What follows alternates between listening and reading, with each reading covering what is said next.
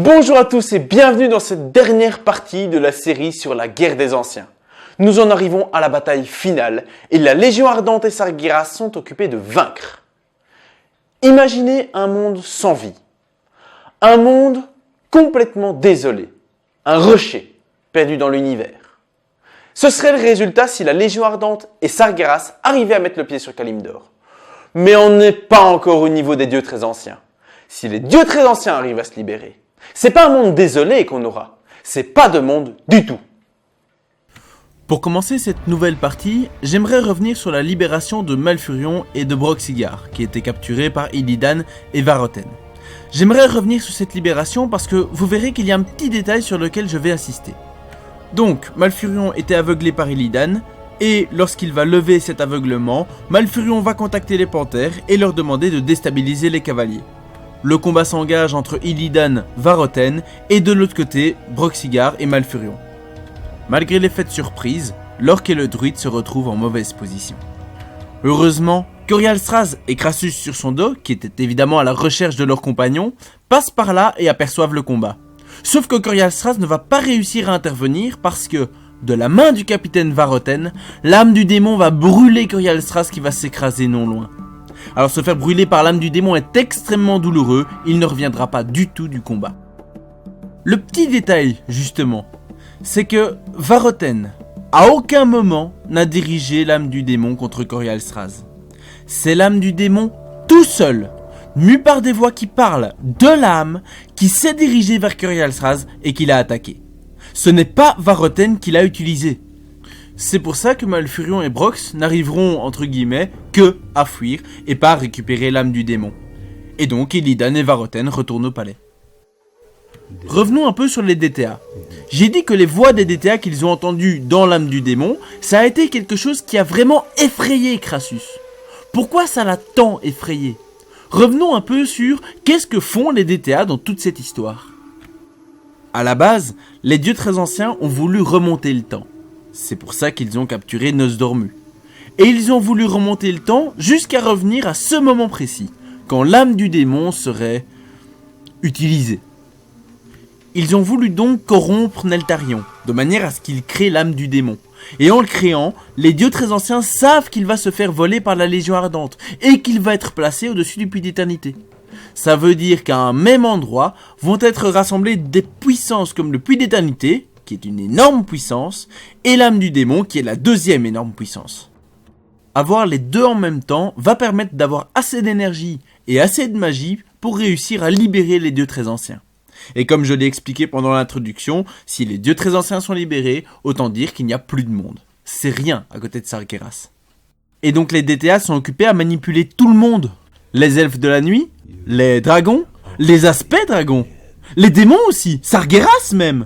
Ils sont occupés à manipuler tout le monde. Petite parenthèse sur le rôle des dieux très anciens et des aspects. Lorsque les aspects ont reçu leur pouvoir des titans, ils ont reçu la mission de protéger le monde contre l'heure du crépuscule. L'heure du crépuscule, en fait, c'est le moment où ça permettrait aux dieux très anciens de revenir.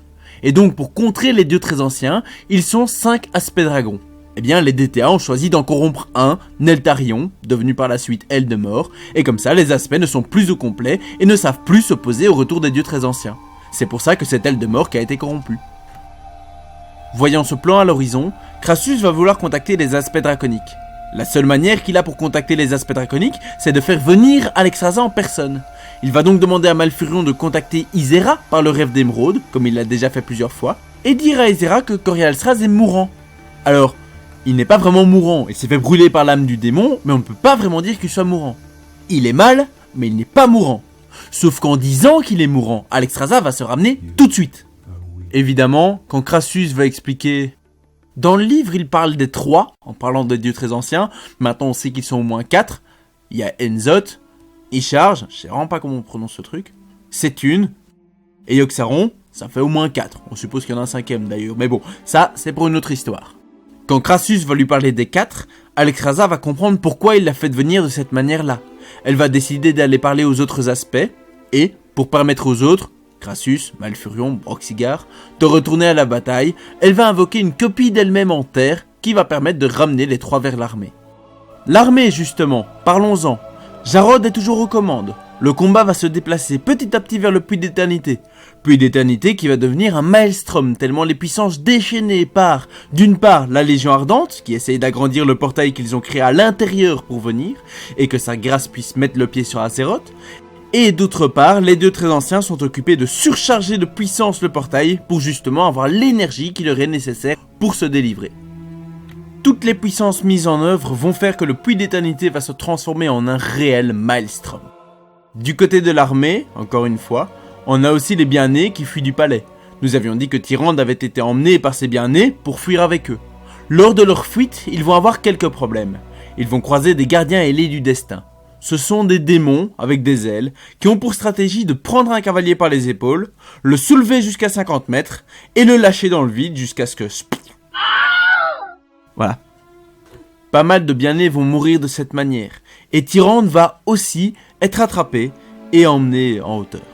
Elle va être lâchée, mais elle est protégée par Elune et ne va pas s'écraser par terre. Elle va tomber au milieu de bâtiments en ruine, assez proche du puits d'éternité, et va tomber à côté de Illidan.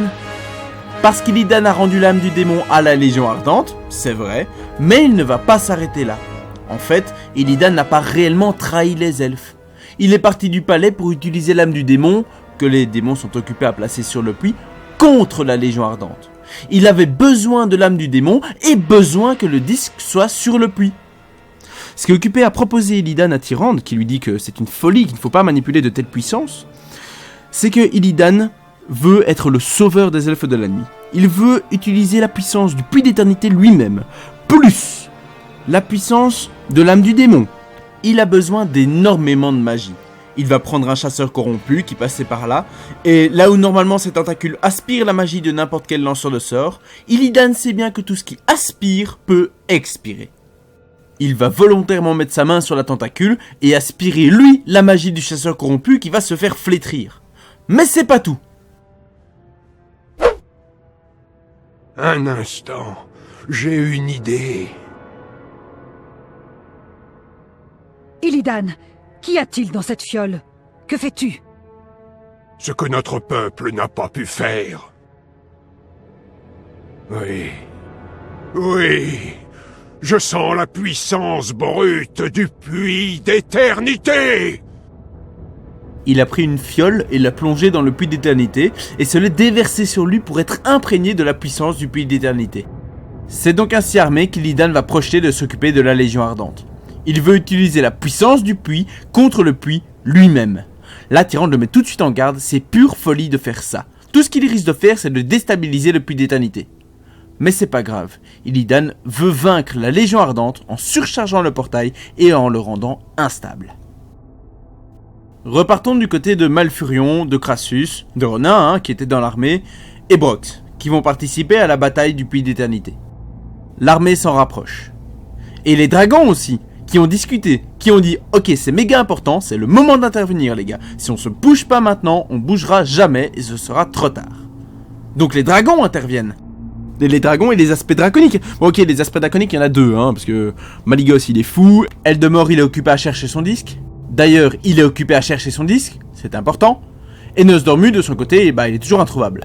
Donc quand je dis les aspects draconiques, c'est Ysera et Alexstrasza. Eux aussi participent au combat.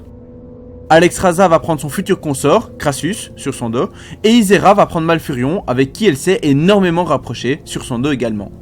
Les autres, Ronin et Brox, vont également monter des dragons et aller à la bataille. C'est pas tout. Il y a aussi les bien-nés du palais avec Manoroth. Manoroth reste dans le palais, mais ils envoient leur plus grande force à la bataille, dont le capitaine Varoten. Ils vont monter des ombroptères. Ce sont des sortes de démons ailés qui ont la capacité de disparaître à volonté, devenant complètement invisibles. Ils vont mener la vie dure aux dragons. Malfurion va utiliser des petites graines collantes et va les démultiplier pour qu'elles collent aux ombroptères pour qu'ils apparaissent et comme ça ils vont pouvoir les combattre correctement. Et c'est pas tout. Bah oui, j'ai dit Eldemort cherche son disque. Eh bien justement, Eldemort cherche son disque. Vous pensez bien que l'âme du démon au-dessus du puits d'éternité, c'est pas très discret. Il va pas prendre très longtemps pour réussir à le trouver. Sauf que le disque lui-même est protégé. Protégé par qui? Bah premièrement par la Légion Ardente évidemment qui protège son disque. Mais aussi par les dieux très anciens. Voilà, on a fait le tour de toutes les forces qui sont en jeu.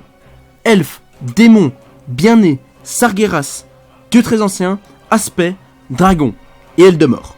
En gros, c'est juste les forces qui sont en jeu. Il y en a un seul qui va pas participer directement à la bataille, c'est Archimonde. Archimonde, il est toujours occupé à mener son armée et il est occupé à chercher Jarod, mais il ne va pas réussir à le tuer.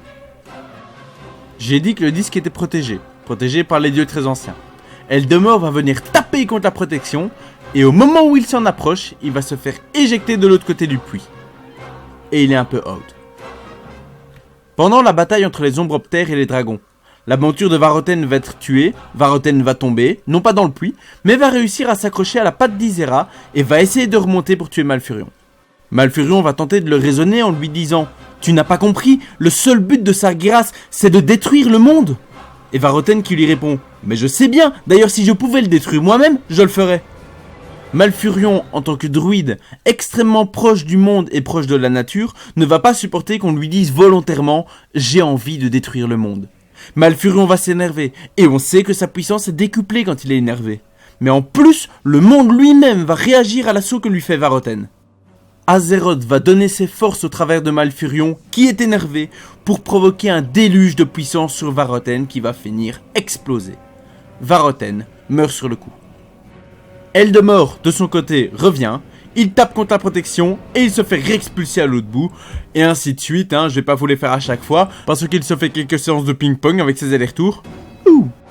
Mais à un moment, il va réussir à forcer la protection. Les dieux très anciens vont déverser toute la puissance qu'ils ont, toute la puissance qu'ils peuvent pour réussir à stopper, à blesser, voire à tuer Eldemort. Mais rien n'y fait, Eldemort est complètement fou de sa création. Il arrive à ignorer la douleur énorme qu'il subit et il va réussir à prendre l'âme du démon. Sauf qu'au moment où il le touche, une tentacule sort de l'âme du démon et bat Eldemort, l'expulsant, cette fois-ci, définitivement. L'âme du démon tombe, Eldemort le lâche, il tombe et il se retrouve devant Illidan. Illidan va d'abord vouloir utiliser la puissance du disque, mais rapidement, il va comprendre que ce n'est pas la meilleure stratégie à adopter.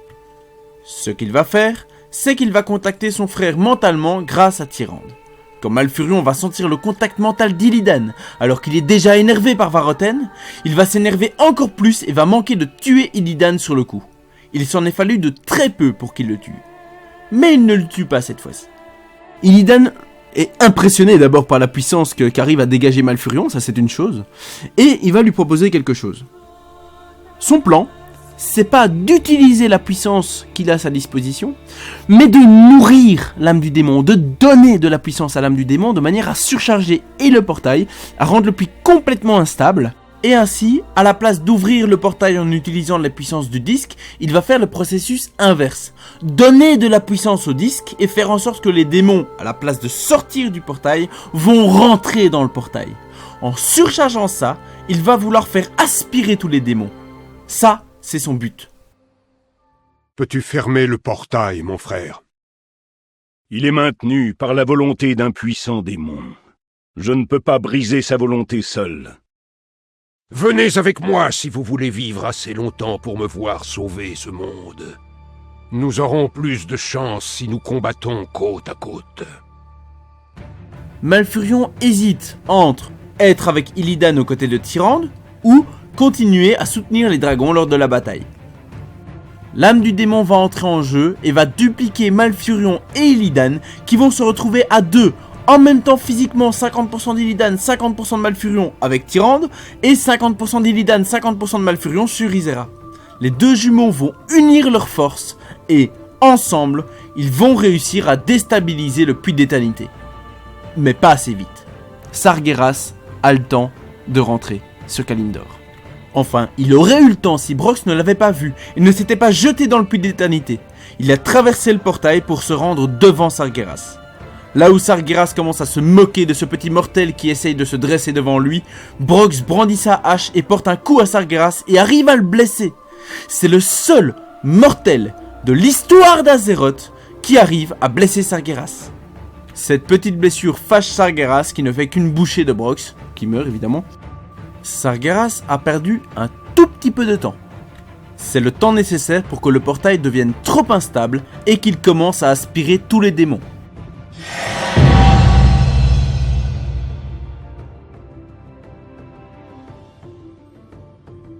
Tous les démons se font aspirer, toute l'armée de la Légion Ardente. Manoroth, qui était dans le palais, il a beau s'agripper avec tout ce qu'il veut, il n'y arrive pas et se fait aspirer dans le puits et est renvoyé d'où il vient. La menace de la Légion Ardente et des dieux très anciens par la même occasion est repoussée.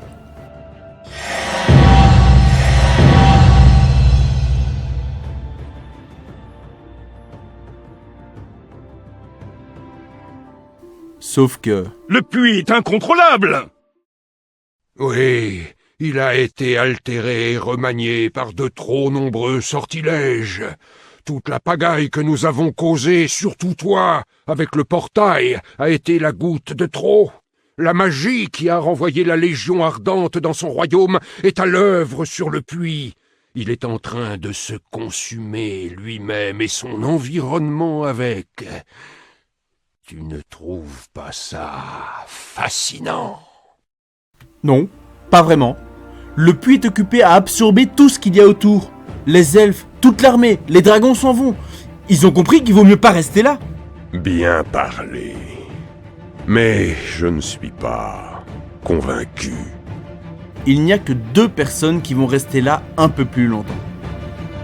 Premièrement, Illidan, qui est occupé à remplir ses fioles. Parce qu'un puits d'éternité c'est quand même unique, et que ce serait dommage de perdre de la puissance comme ça. Donc il remplit ses fioles. Mais il part assez vite. La deuxième personne, ou plutôt le deuxième groupe de personnes, ce sont les bien-nés d'Ashara et Ashara elle-même, qui restent stoïques dans le palais. Le palais s'effondre dans le puits, et ils ne réagissent pas. Ils commencent à se noyer, Ashara, la demoiselle Vazj, et au moment où ils sont complètement noyés, une voix leur parle et leur dit « Voulez-vous que je vous sauve, mais le temps venu, vous servirez. » Là, sur le coup, ils n'ont pas vraiment le choix, ils sont obligés d'accepter. Ashara, la demoiselle Vazj et d'autres deviennent ce qui va s'appeler plus tard les Nagas. Vous êtes allé assez loin, Geôlière. Votre arrogante justice elfe n'a pas cours ici. Que savez-vous de la justice des elfes sorcières Naga? Mais ma chère, nous autres Nagas, nous fûmes naguère des elfes de la nuit. Nous sommes les élus d'Ashara, les bien-nés, bannis sous les mers cruelles lorsque le puits d'éternité a explosé autour de nous. Impossible. Maudits, transformés, nous avons attendu 100 siècles pour reprendre notre place légitime dans le monde. Et maintenant, avec l'aide du Seigneur Illidan, l'heure est venue. Pas tant que je respirerai. Votre courage est admirable, mais il ne vous servira à rien. C'est pour ça, la demoiselle Vazj, la plupart d'entre vous ont déjà entendu le nom, ce sera la dame Vazj. Et Ashara, c'est pour ça que, maintenant, c'est une Naga. Les elfes, quant à eux, fuient complètement. Plusieurs choses vont se passer. Premièrement, une fois qu'ils ont réussi à fuir jusqu'au mont Ijal, Crassus va voir la hache de Brox flotter sur l'eau, s'échouer sur la plage, et il va la récupérer. En effet, il y a la mer maintenant, puisque l'ancien monde de Kalimdor a été brisé, et le monde est désormais constitué des différents continents tels qu'on les connaît aujourd'hui. Deuxièmement, Nosdormu est libéré. Ils sont à nouveau 3 aspects opérationnels. Les bien-nés qui ont rejoint les elfes vont être accusés évidemment d'avoir quasiment détruit le monde et d'être la cause de toute la guerre. Ils vont quand même y répondre quelque chose qui n'est pas vraiment à leur désavantage. Ils vont leur dire « Pourquoi pensez-vous que le portail a pris autant de temps pour être ouvert ?» Les bien-nés ne pouvaient pas s'opposer. Dès qu'il y en a un qui allait trop lentement, il se faisait tuer sur le coup. Le portail a pris tant de temps pour être ouvert parce que les bien-nés faisaient tout leur possible pour empêcher la venue de la Légion Ardente. Ils seraient aussi, effectivement, contre la Légion Ardente. Il y en a un à qui tout ça ne va pas plaire. C'est Illidan, surtout qu'il était occupé à déverser ses nouvelles fioles dans un lac au-dessus du mont Ijal, parce qu'il s'est dit que recréer un deuxième puits d'éternité, c'était plutôt cool. Pour le détail, il avait 5 fioles, il en a mis 2, les 3 autres, c'est pour bien plus tard. Et là, il va se faire arrêter, on va lui dire « Mais qu'est-ce que tu fous? Avec un puits d'éternité, ça a déjà causé un pareil carnage. Pourquoi tu recommences ?» Illidan va s'énerver et va tuer un bien-né, et il va se faire arrêter par son frère, et Jarod qui passait par là. Et Illidan va être jugé par Malfurion, Tyrande, Jarod, etc., etc. Illidan sera condamné à la perpétuité, et recevra comme geôlière Maiev Chantombre, la sœur de Jarod. Ce qui est marrant, c'est qu'Illidan a été perçu comme un traître, c'est pour ça qu'il a été condamné. Et en fait, c'est lui qui est vraiment la cause de la victoire des elfes de la nuit. Sans Illidan, les elfes auraient sans doute perdu la guerre. Plus que sans doute d'ailleurs, ils auraient perdu la guerre. Donc en fait, c'est Illidan qui est trahi dans l'histoire. Mais il est perçu comme un traître. Il n'a pas trahi, mais il est perçu comme un traître. C'est ça qui explique la phrase que vous entendez dans Warcraft 3. Un traître. En vérité, c'est moi qui ai été trahi.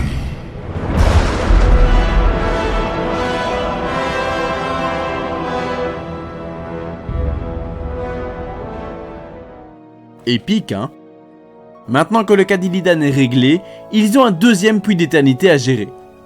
Les 3 aspects draconiques, donc Alexstrasza, Ysera et Nosdormu, vont planter une graine qui va donner lieu à l'arbre-monde. Il va pousser extrêmement vite, ouais parce qu'il y a l'aspect de la vie quand même là-dedans. Arbre qu'ils vont bénir et appeler Nordrassil, l'arbre-monde.